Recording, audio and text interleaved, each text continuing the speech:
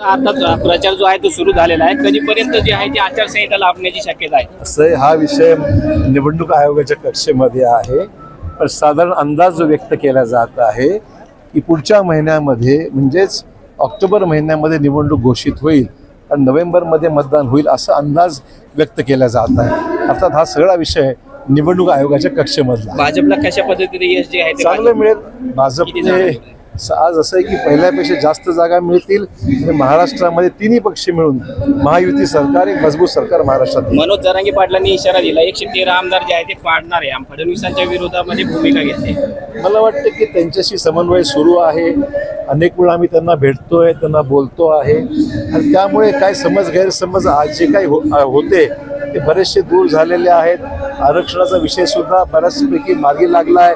काही प्रश्न शिल्लक असतील तर आम्ही पाठपुरावा मी त्यांना नेहमी भेटतो आणि उर्वरित जे प्रश्न आहेत त्याचा पाठपुरावा आपण नक्की करू। ओबीसीतून आरक्षणाचा प्रश्न आहे। असं आहे की कोणाचं आरक्षण काढून घेणं हा विषय एवढा सोपा नाही ना। महाराष्ट्रामध्ये SC ST VJNT OBC सर्वांनाच आरक्षण आहे, त्यामुळे हा जो विषय आहे जो दिसतो असा सोपा विषय नाही आहे आणि त्यामुळे या विषयावर कुठेही वाद निर्माण होऊ नये ही काळजी घ्यावी लागते। पण आज मराठा समाजाला 10% आरक्षण लागू झालेलं आहे, त्या आरक्षणामध्ये कुठली स्थगिती देण्यात आलेली नाही आहे, त्याच्यामुळे ज्यांच्याकडे कुणबी दाखले मिळाले त्यांना OBC सर्टिफिकेट देण्यात आलेलं आहे।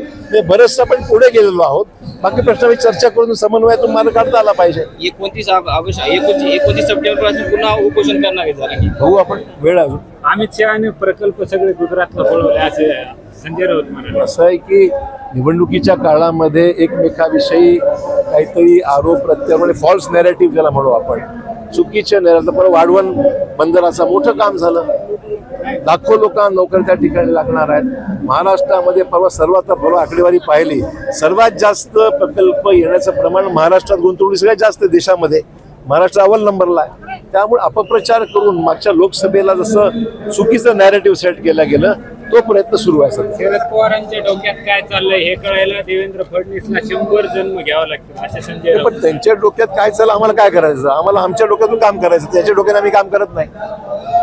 महायुतीला यश मिळेल 100% यश। किती जागा येते आज काय सांगावं, यश मिळेल, गव्हर्नमेंट आमचं आहे। ABP माझा, उघडा डोळे बघा नीट।